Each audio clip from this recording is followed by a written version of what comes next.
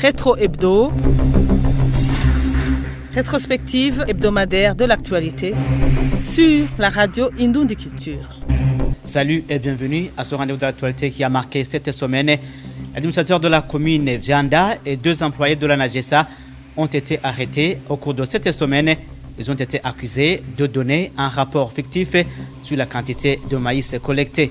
Au cours de cette semaine également, une peine carcérale de 5 ans ainsi que le versement de 10 millions de nos francs et le jugement qui a été prononcé par le tribunal de grande instance de Kayanza à l'endroit de 3 hommes domiciliés dans la ville de Kayanza accusés de commerce illicite et clandestin des minéraux et d'atteinte à l'économie du pays. Au cours de cette semaine également, la CENI a révélé le nombre de bureaux de vote répertoriés à travers tout le pays pour les prochaines échéances électorales.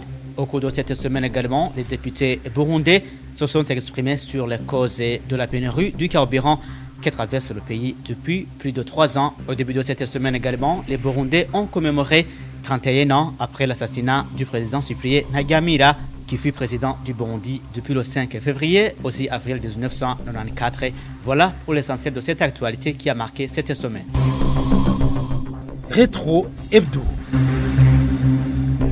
L'administrateur de la commune Vianda, province Bururi, et 2 employés de la NAGESA ont été arrêtés depuis jeudi de cette semaine par le parquet général près la cour d'appel de Bururi. Ils ont été accusés de donner un rapport fictif sur la quantité de maïs collecté au cours de la récente campagne de collecte et d'achat de la production du maïs. Les enquêtes relatives auraient révélé que sur plus de 13 tonnes collectées, seule 1 tonne et 158 kg étaient dans les stocks, ce qui explique une perte de près de 22 millions de nos francs. On fait le point avec Serge Sindaigai. Ces arrestations sont confirmées par le chef de cabinet du gouverneur de Bururi, Juva Naikeza. Il affirme que 2 responsables de la commune Vianda, à savoir l'administrateur Alexis Chimirimana et Nzobane Oreste, superviseur communal de l'Agence nationale pour la gestion du stock stratégique, ont été arrêtés ce jeudi. Ils ont été arrêtés après Augustin Nakiotimana, responsable du stock de maïs dans la zone Gitsiro, qui est dans les mains de la justice depuis le 12 mars dernier. Selon son chef de cabinet du gouverneur de Bururi, les arrestations d'Alexis Chimirimana, administrateur de cette commune,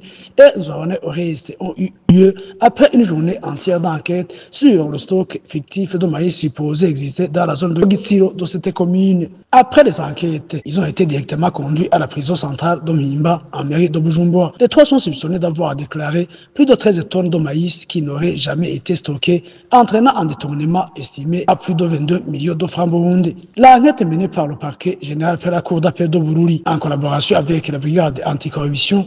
Juva Naikeza nous a fait savoir que le secrétaire permanent de la commune Vianda va désormais assurer l'intérim afin de garantir la continuité des services communaux. Depuis Bururi, Serge Sindaigai pour la radio Indoundi Culture. Merci Serge Sindaigai. Et à Kayanza, c'est une peine carcérale de 5 ans et le versement de 10 millions d'amendes prononcées ce jeudi par le tribunal de grande instance de Kayanza à l'endroit de 3 hommes domiciliés dans la ville de Kayanza. Ils ont été accusés de commerce illicite et clandestin des minéraux et d'atteinte à l'économie nationale. Ce genre de commerce étant souvent signalé dans les communes frontalières avec le Rwanda. Les précisions de notre correspondant Jean Nahiman. Au cours du premier procès de flagrance de ce jeudi, le procureur de la République a fait comparaître devant la justice 3 hommes, tous originaires de la commune voisine d'Obusiga en province d'Ongozi. Toutefois, tous ces 3 hommes sont domiciliés dans la ville de Kayanza. Ainsi, le procureur a chargé Nzobane Didas alias Kasongo de faire le commerce illicite et clandestin des minéraux et d'atteinte à l'économie du pays par le fait qu'en date du 17 avril, il a été trouvé dans ces 2 maisons situées dans la ville de Kayanza 226 kg de différentes sortes de minéraux. À côté de tout cela, il a été également constaté un outil appelé séparateur servant à séparer les minéraux et une balance de 20 kg. Quant aux 2 autres, Minan Pascal et Ndaisenga Claver, le procureur les a accusés de complicité avec Nzobane Didas dans ses activités de commerce illicite et clandestin des minéraux. S'expliquant devant le tribunal, a nié certaines des accusations portées contre lui, mais en a reconnu d'autres. Pour le cas des 2 autres, ils ont tous nié leur complicité avec Gasongo et ont demandé d'être plutôt acquittés. Concluant ces plaintes, le procureur a demandé au tribunal d'infliger à ces 3 hommes différentes peines. Après que l'affaire a été mise en délibéré, le tribunal a condamné Nzobane Didas à une peine carcérale de 5 ans, puis les minéraux trouvés chez lui ont été placés sous la gestion de l'OBM, tandis que le matériel a été mis dans le trésor public. Ndaisenga Claver, lui, il a été condamné à 1 an de prison et au versement de 500 000 francs d'amende. Mais Pascal Minane, il a été blanchi. S'agissant du deuxième procès, le procureur a fait comparaître un certain Évariste Manario alias Nzovu, originaire de la commune Kabarore, mais domicilié lui aussi dans la ville de Kayanza. Cet officier du ministère public a accusé ce dernier, lui aussi, de faire le commerce illicite et clandestin des minerais et d'atteinte à l'économie du pays par le fait qu'il a été trouvé 137 kg de minerais à son domicile en date du 21 mars. Il a été lui aussi condamné par la même instance judiciaire à 5 ans de réclusion ferme au versement d'une amende de 10 millions. Et les 137 kg de minerais ont été remis à l'OBM. Signalons somme toute que la fraude des minerais et du café est souvent signalée dans certaines communes des provinces Kayanza et Ngozi, frontalières du Rwanda, surtout celles de Kabarore, ou même dans la nuit de lundi, des hommes originaires de la colline Manga ont été abattus par la police alors qu'ils tentaient de traverser la rivière Akanyaru en direction du Rwanda avec des sacs contenant du café cerise, tel que le rapporte Berkman Sagoye, l'administrateur de cette commune. Depuis Kayanza, Jean Nahiman pour la radio Indund Culture. Merci Jean Nahiman. Le député Agathon Rwasa, ancien président du parti CNL, dénonce ce qu'il qualifie de chasse aux sorciers dont sont victimes ces derniers jours certains de ses fidèles. Il fait état des cas d'arrestation rapportés ici et là à travers le pays et craint même le pire. Cet homme politique parle d'une percussion sans motif et s'oppose à l'adhésion forcée aux formations politiques de ses fidèles. Le député Rwasa appelle plutôt à la solution aux problèmes du moment qui hantent le pays qu'ennuyer des citoyens tranquilles. Suivez Agathon Rwasa. Nous sommes dans une société atypique parce que ce qui se fait ici ne se fait nulle part ailleurs. Le parti CNL a connu des difficultés. Malheureusement, le procès qui devrait être fixé par la Cour suprême peine à avoir lieu. Maintenant, il perd des pieds, il nous empêche de nous présenter aux élections. C'est comme s'il voulait nous forcer à adhérer à telle ou telle autre formation politique. Plutôt, le gouvernement devrait instruire la justice à vider le dossier. Ce n'est pas parce que c'est ainsi qu'on devrait nous malmener. On est là, tranquille, mais je ne vois pas pourquoi on nous tracasse. Il y aurait même eu un assassinat à Karuzi. C'est peut-être une affaire à suivre, mais tout ça, pourquoi? Est-ce que le Burundi manque de problèmes qui devraient être la préoccupation du régime pour qu'on s'atterre à cette persécution? Est-ce que c'est en persécutant ces gens-là qu'on résout le problème de carences de carburant, de carences de devises, de problèmes d'électricité ici et là, de la corruption et autres forfaits? Et en tout ça, quelle est la responsabilité de ces gens-là qu'on arrête? Aucune. Pourquoi ne pas chercher des solutions aux problèmes qui sont là et plutôt chercher à ennuyer des citoyens tranquilles qui ne vous demandent rien que juste le respect des droits et des libertés des uns et des autres, par ailleurs consacrés par les lois du Burundi. Donc je me dis qu'il y a vraiment un hic dans la gestion de ce pays.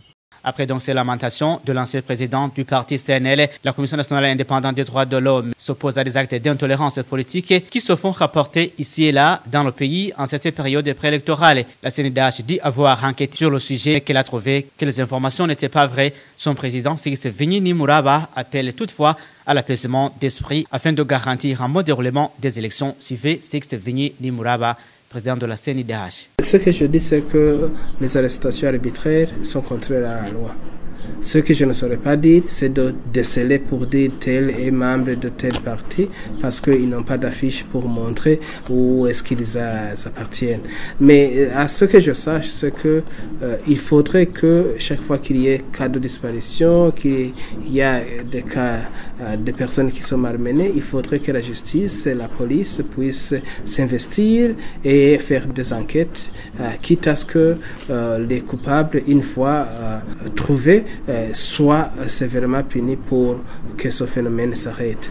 Et deuxièmement, faut-il le dire, il y a même des fois où des informations qui ne sont pas vraies. Je vous donne l'exemple d'hier, quand on a eu l'information qu'il y a le responsable du parti CNL dans la province de Karuzi qui aurait été assassiné la veille. La CNDH s'est déplacée, mais est arrivée dans la province Karusi, exactement en commune Mutumba, sur la colline même. On a trouvé que la personne était en bonne santé, qu'il n'y avait eu aucun problème. Alors que ça, c'est une information qui avait circulé. Donc, il faut quand même que même les gens qui donnent des informations puissent les vérifier et se rassurer qu'il n'y a pas des gens qui ont menti, qu'on publie des choses vraiment pour lesquelles on est sûr de leur réalité. La campagne électorale pour les prochaines élections débutera le 13 mai de l'année en cours.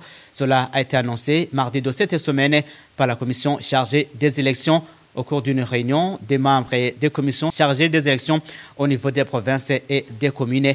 Et cela a été annoncé par le président de la CENI, Prosper Naouguami. Globalement, ça se passe bien, mais il n'y a pas de rose sans épines. S'il y a l'un ou l'autre problème, on le résout. Mais jusqu'à présent, je confirme que le processus électoral s'organise, se prépare et avance au rythme correct. Bon, le principe, on a opté pour le chiffre de référence 500 électeurs par bureau de vote. Mais comme vous le savez, quand on fait la polarisation des électeurs par bureau de vote ou affectation des électeurs, le chiffre 500, c'est un chiffre de référence. Ça peut être 450, ça peut être 300. Ça tourne autour de 6 millions. L'impartialité, le professionnalisme, travailler dans l'équité en se conformant à la loi. La question du carburant a été portée à la connaissance des plus hautes autorités de la République. Les élections, c'est un événement national. L'État est là, l'administration est là. Toutes les mesures qui s'imposent seront prises pour qu'il y ait du carburant pour les élections. Élections toujours, plus de 14 000 et désormais le nombre de bureaux de vote répertoriés par la même commission pour les élections de 2025. Lors de sa rencontre de ce vendredi avec les partenaires électoraux, certains représentants des partis politiques ont présenté des inquiétudes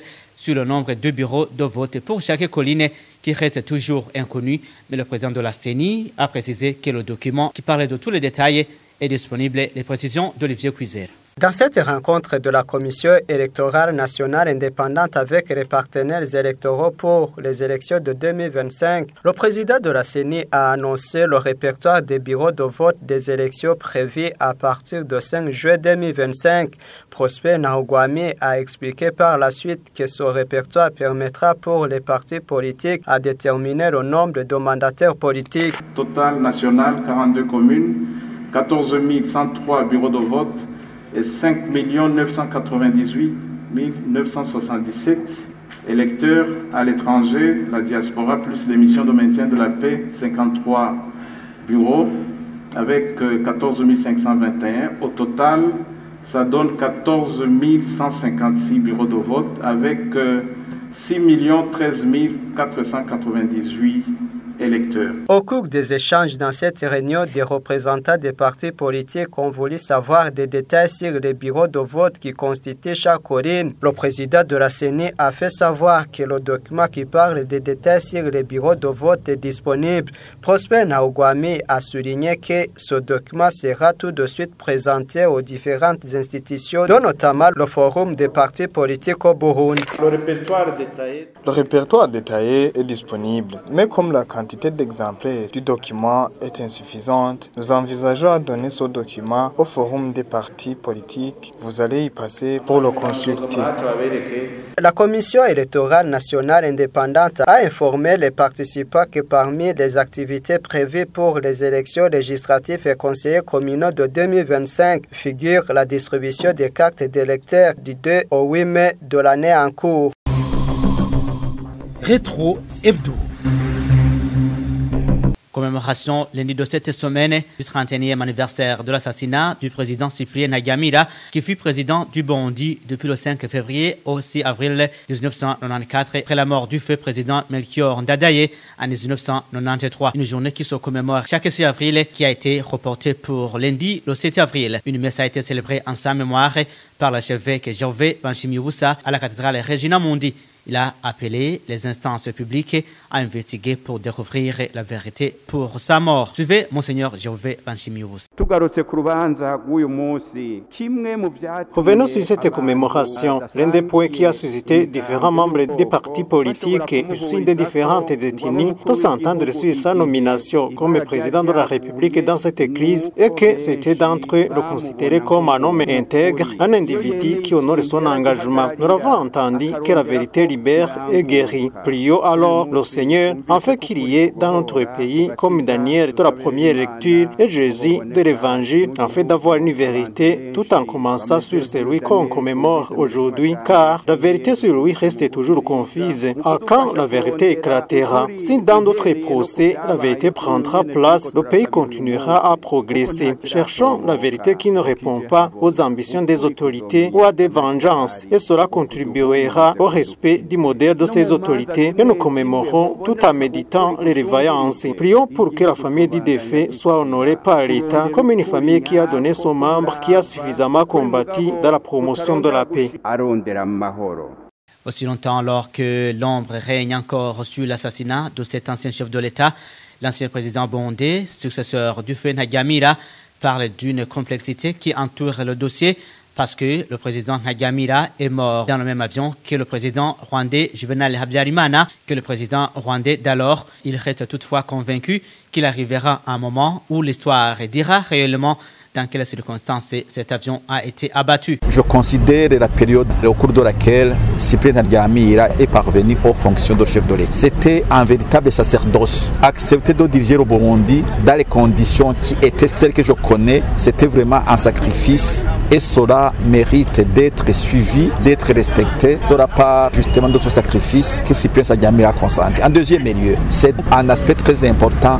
La discipline est partout, comme Cyprien Ntaryamira le dit. Mais enfin, je me souviens de Ntaryamira comme un ami avec lequel moi j'ai vécu depuis les années 1979 et que je connaissais très bien. C'est une question qui est complexe parce qu'elle ne concerne pas seulement Ntaryamira, qui est mort dans le même avion que le président du Rwanda à l'époque. Et vous savez les complexités qui entourent cette question. Moi, je pense qu'il arrivera un moment où l'histoire dira exactement dans quelles circonstances cet avion a été abattu. Et de sa part, le parti Sawanya Frodebu, famille politique donc du feu président Ntaryamira, déplore la banalisation des assassinats pareils au niveau de la sous-région, que cela concerne les dignitaires et que ça concerne la population.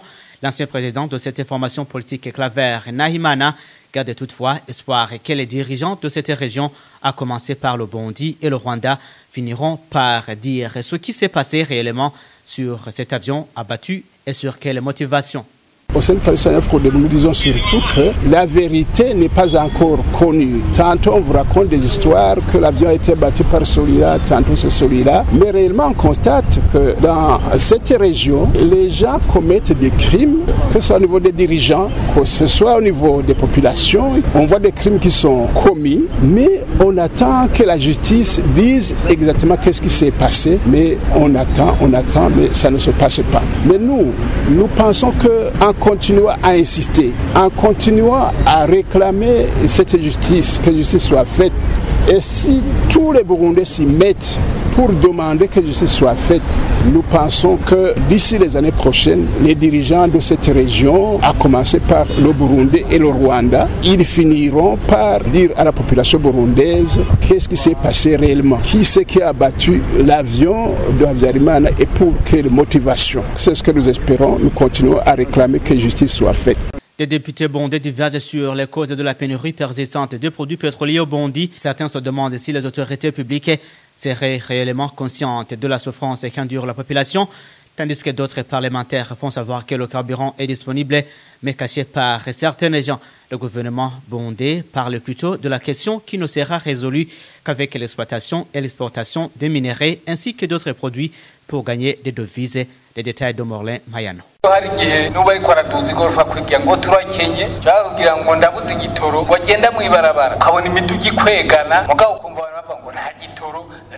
Le président de l'Assemblée nationale, Giras Daniel Ndabirabe, qui s'est exprimé sur la pénurie de carburant au Burundi, alors que le Premier ministre présentait le rapport semestriel du plan de travail et du budget annuel 2024-2025, il a affirmé que du carburant existe bel et bien, mais que certaines personnes le dissimulent, tout comme les devises utilisées pour l'importation de produits de première nécessité. Le président de l'Assemblée propose d'ailleurs aux députés de demander une dérogation spéciale pour effectuer des perquisitions dans les ménages afin de vérifier la disponibilité réelle du carburant au Burundi. Demandez une dérogation spéciale pour visiter les quartiers. Vous constaterez que le carburant se trouve dans des maisons d'habitation à prendre ou à laisser. La preuve en est que les gens continuent de circuler en véhicule, tout comme des allées et venues des camions.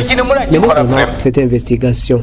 Pour le député Pamphile Maraïka, il est essentiel de comprendre l'ampleur de la souffrance des Burundais liée à cette pénurie de pétroliers. Il a demandé si le Premier ministre s'est déjà rendu au parking du centre-ville pour constater à quel point les citoyens souffrent, exposés à un soleil accablant ou à une pluie battante. Je voudrais demander au Premier ministre s'il s'est au moins rendu au parking de l'ancien marché central pour voir comment les gens faisant la queue dans le fil pour les bus de transport sont tantôt frappés par le soleil, tantôt par la pluie, et quand il pleut, ils sont dispersés. Je ne sais pas non plus s'il a déjà observé combien de personnes se déplacent à pied à cause de la pénurie de carburant. Le Premier ministre a répondu que tout dirigeant qui ne comprend pas la souffrance de la population a déjà perdu sa légitimité en tant que leader. Il a affirmé s'être rendu lui-même au centre-ville de Bujumbura pour s'enquérir de la situation. Les citoyens ont des problèmes. Ces problèmes sont les nôtres à tous, car les places que nous occupons aujourd'hui, c'est grâce à ces citoyens. Alors, si tu n'es pas préoccupé par leurs problèmes, tu ne te qualifierais pas de bon leader. Je passe souvent au centre-ville sans que personne ne sache que c'est moi. J'y vais régulièrement pour constater ce qui s'y passe. Lors d'une émission publique des porte-paroles des institutions publiques à Rumongue, le porte-parole du gouvernement, Jérôme Nyonzima, a précisé que le seul moyen durable de résoudre le problème des produits nécessitant des devises pour leur importation est d'attendre que les minerais déjà découverts soient exploités et exportés afin de faire entrer des devises dans le trésor public. Les habitants de la colline Migongo, commune Kiwago de la province Makamba, plaident pour la reprise des travaux d'extension de leur centre de santé lancé il y a de cela 2 années, mais à l'arrêt depuis, alors que le délai d'exécution était de 4 mois. Les précisions de Morlem Hayan.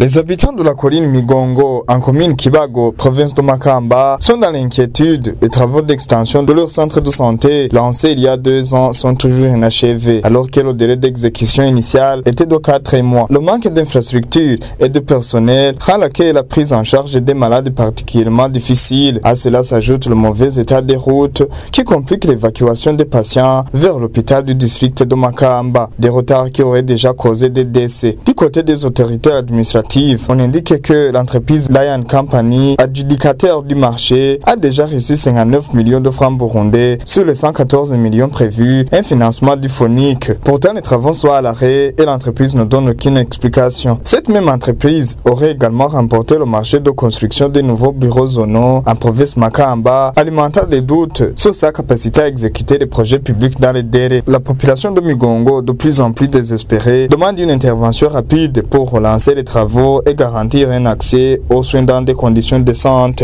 Signalons que lors de la séance plénière du 8 décembre 2023, la ministre de la Santé publique et de la lutte contre le sida, Madame Lidwine Baradahana, a répondu aux questions des députés concernant la gestion budgétaire de son ministère pour la période 2019-2020 à 2022-2023. Elle a expliqué que le faible taux d'exécution des investissements était dû à l'inefficacité d'un marché. Madame Baradahana a également mentionné que des fonds avaient été alloués à la construction des hôpitaux et à la construction des centres de santé. Et santé toujours, certains habitants qui se font soigner dans différentes structures sanitaires en mairie de Bujumbura apprécient le programme de la gratuité de soins de santé pour les femmes enceintes ainsi que les enfants de moins de 5 ans. Mise en œuvre depuis 2016, mais d'autres déplorent que la prise en charge laisse à désirer ainsi que l'accueil de patients dans les hôpitaux publics, n'est-ce pas, Dieudonné Niyonzigami? Certains de ces résidents qui apprécient positivement le programme de la gratuité des soins de santé pour les femmes enceintes et les enfants de moins de 5 ans signifie qu'ils sont accueillis favorablement et trouvent facilement les médicaments prescrits par le médecin. Récemment, mon enfant est tombé malade. Je n'ai pas manqué aucun médicament prescrit à l'hôpital. Je me suis servi. D'autres s'indignent contre le personnel soignant qui ne s'occupe pas convenablement des malades. Ils précisent qu'il passe tout son temps sur le téléphone, ce qui aggrave les retards de santé. Le manque de médicaments empire la situation. Imaginez, vous avez un patient gravement malade et si vous appelez un personnel soignant, il vous rassure qu'il vienne, mais vous le retrouvez en train de manipuler son téléphone après le second, au troisième appel et par la suite, il te dit qu'il l'a oublié. multiplié. C'est toujours à cause de ces téléphones. Il plaide auprès du ministère de tutelle de pencher sur toutes ces préoccupations. Le ministère et la santé publique dans ses attributions souligne néanmoins qu'il compte enquêter sur tous ces défis. Le porte-parole adjoint Fiacre Munhabaye précise en outre que le programme est toujours en cours. La mesure est toujours en vigueur. Les enfants de moins de 5 ans et les femmes enceintes sont prises en charge gratuitement dans tous les hôpitaux et d'autres structures sanitaires qui sont en partenariat avec le ministère de la Santé publique et de la lutte contre le sida. Des médicaments dans les services d'urgence sont disponibles. Peut-être qu'il y ait une certaine distraction chez un employé attaché sur ce poste. Le ministère de la Santé publique et de lutte contre le sida attache plus d'importance sur ce genre d'informations et fait ses propres enquêtes dans l'intention de promouvoir la santé de la population.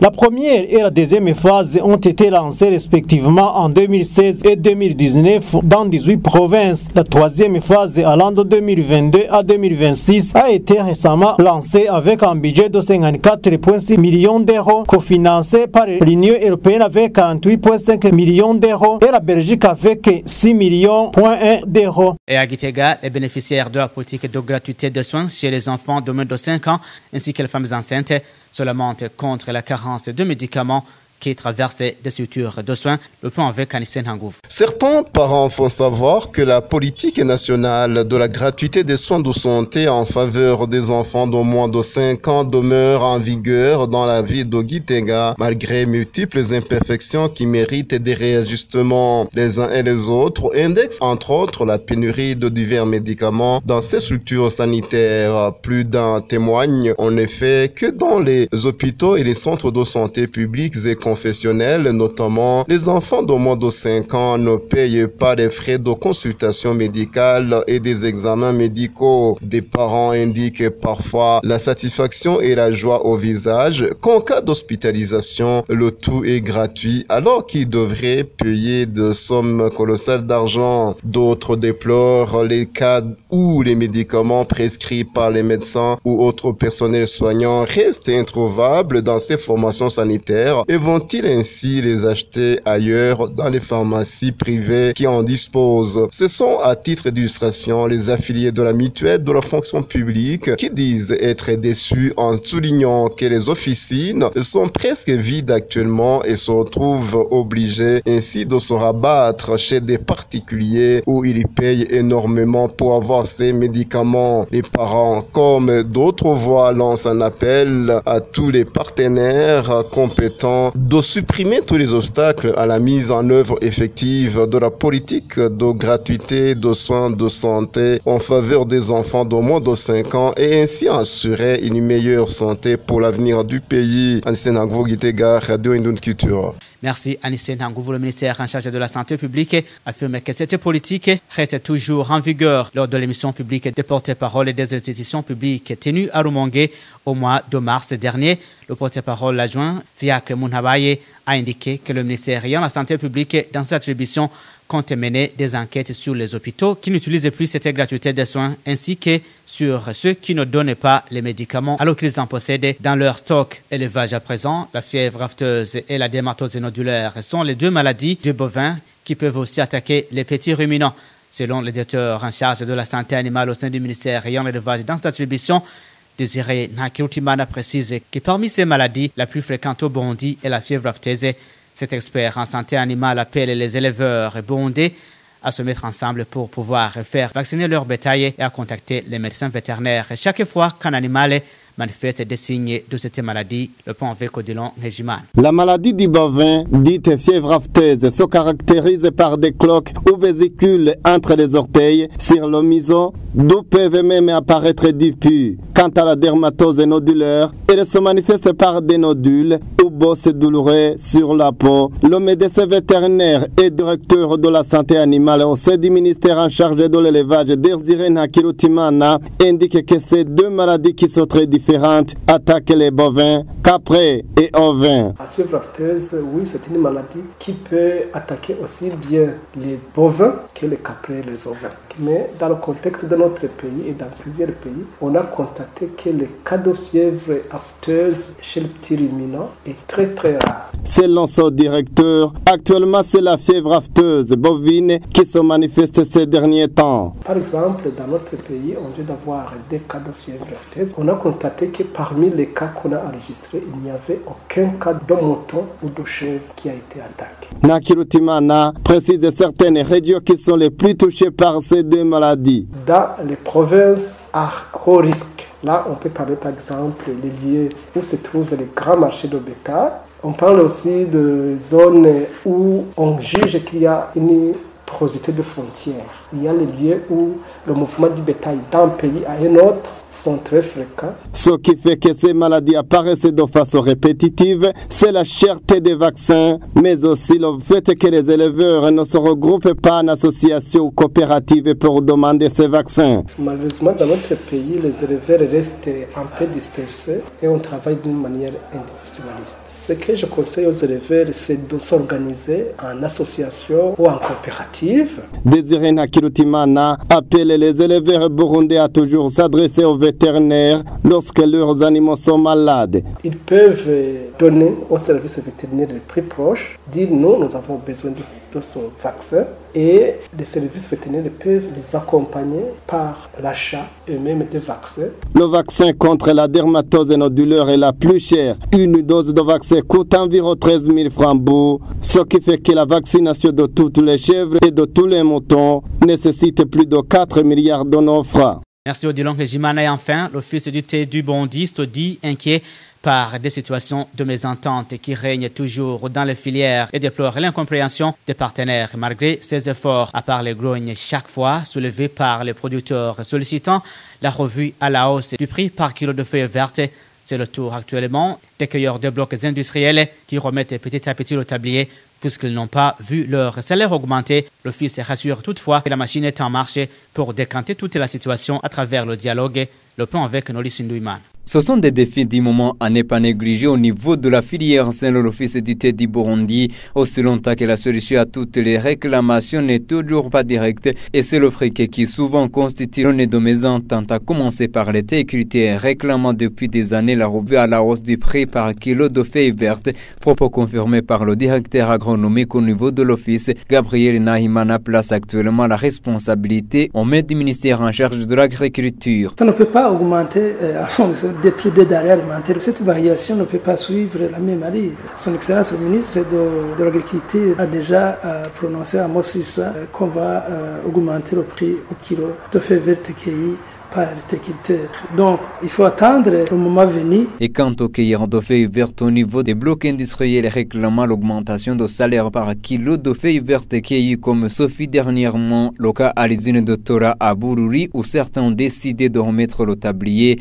M. Nahimana parlait d'une réaction précipitée si l'on venait d'opposer un juste salaire en faveur. L'augmentation du salaire a eu lieu déjà. Il y a 2 ans seulement, on a augmenté. On est passé du simple au double pour recueillir des blocs industriels de l'OTB. Ainsi promet au cadre de l'OTB, le traitement marche vers une solution durable et de préciser que tout doit passer par consensus entre les parties concernées. Nous sommes en train de faire des réunions avec eux. On va voir, nous cherchons à combler ce vide par des réunions et ensuite on va s'entendre sur ce qu'il faut faire dans ces réunions-là. Le prix de vente aux producteurs pour le thé est jusqu'ici de 350 francs burundais le kilo de feuilles vertes au Burundi, une somme alors dérisoire selon les producteurs. Au moment où la même quantité est vendue à plus de 2000 francs burundais au Rwanda, la rémunération pour les journaliers employés dans les blocs industriels au niveau des usines est fixée à 150 francs burundais le kilo de feuilles cueillies, mais le gouvernement burundais fait état de plus de 65 ménages vivant essentiellement de cette culture industrielle.